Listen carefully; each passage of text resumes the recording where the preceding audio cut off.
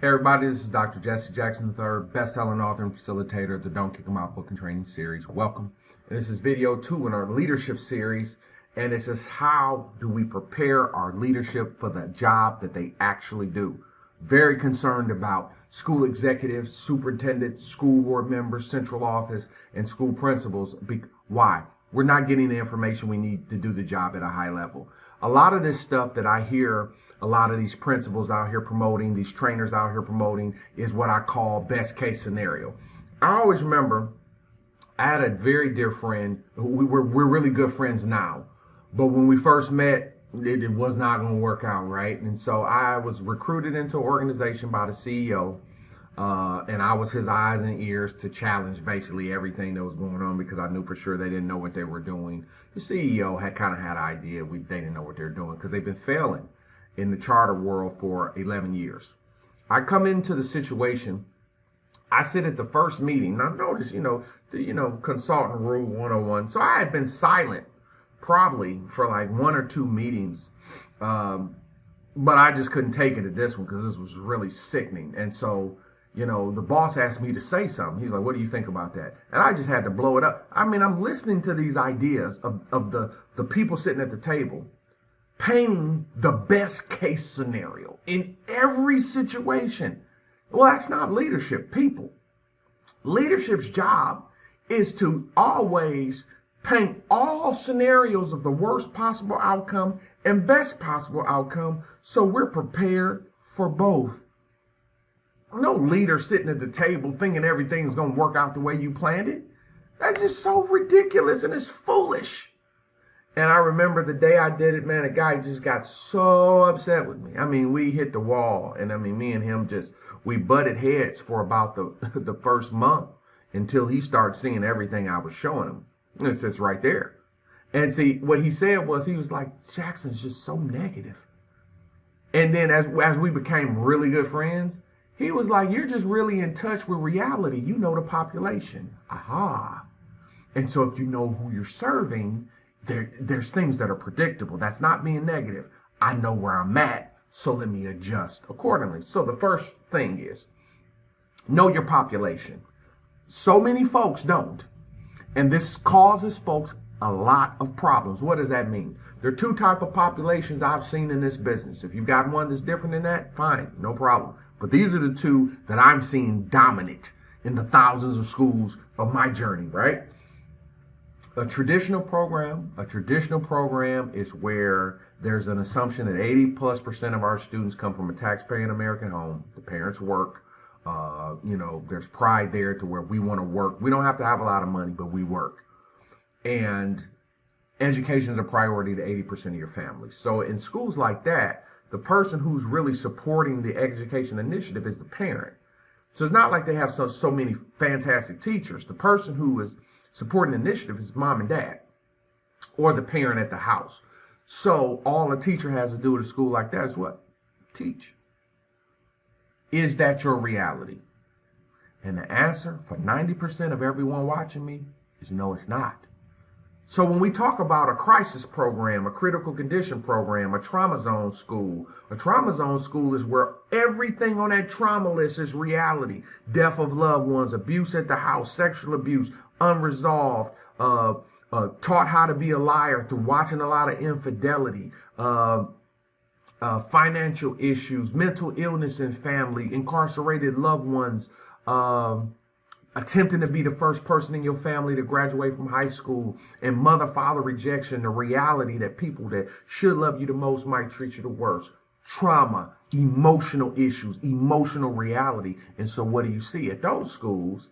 The system changes, because it's not that those kids want less. It's not that those kids can't learn. It's that emotionally, the way they're going to show up and come to the game or to work or the class is going to be emotionally different. So that's why at those programs are based in understanding the kids are going to need a daily pep talk, daily emotional inspiration, motivation. So now we went from just teaching, just being a teacher, to now, like the teacher, the kid is really incumbent upon the teacher to be a coach. And if we don't get it, I'm telling you, it shows up in our test scores. Because what I found in this business, Man, listen, I know what I'm seeing.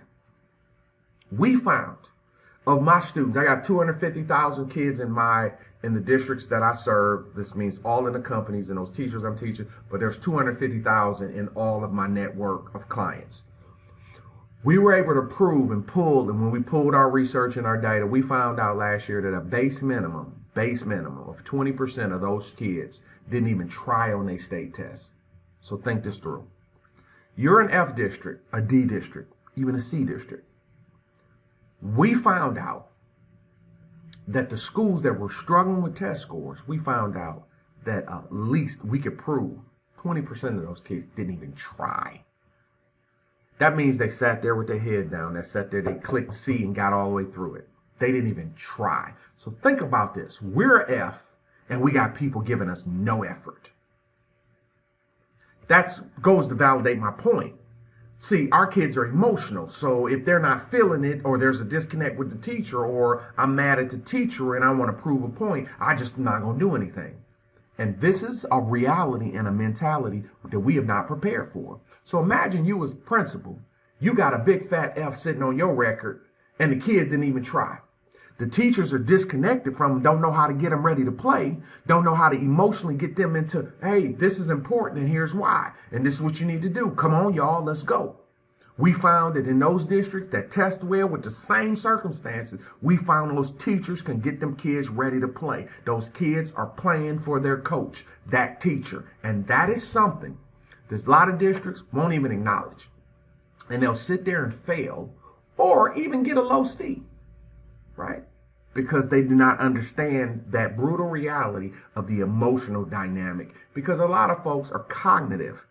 So they don't even think feelings. They don't even understand that part. They can't do that part. So they do what they know.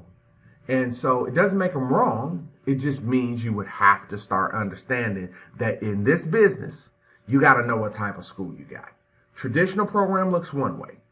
But then that critical condition program is based on emotions, where those kids are very incumbent upon good energy and healthy adults to be in those environments. They're going to be 2 to 3 grade levels behind. How do you get them caught up? Through coaching, bringing them up.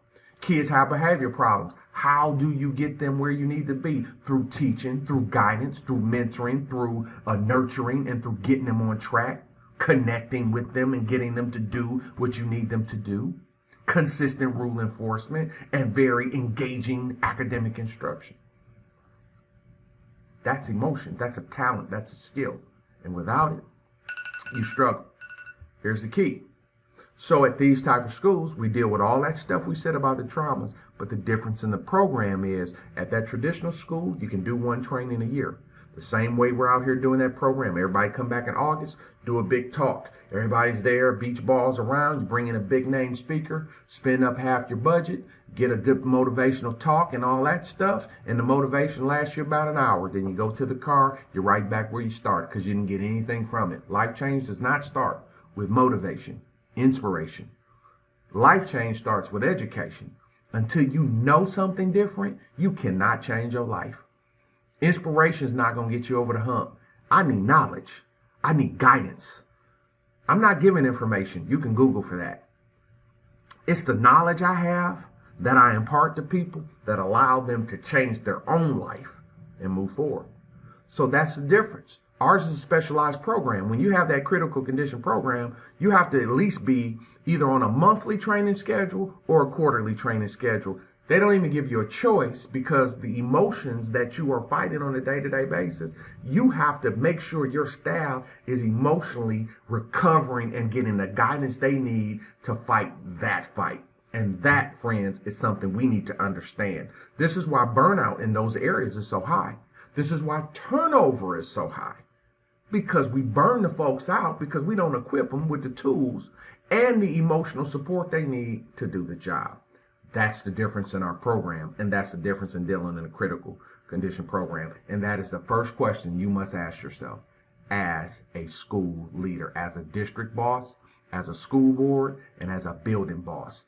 What population do I serve, and have we put our program together to best serve that population?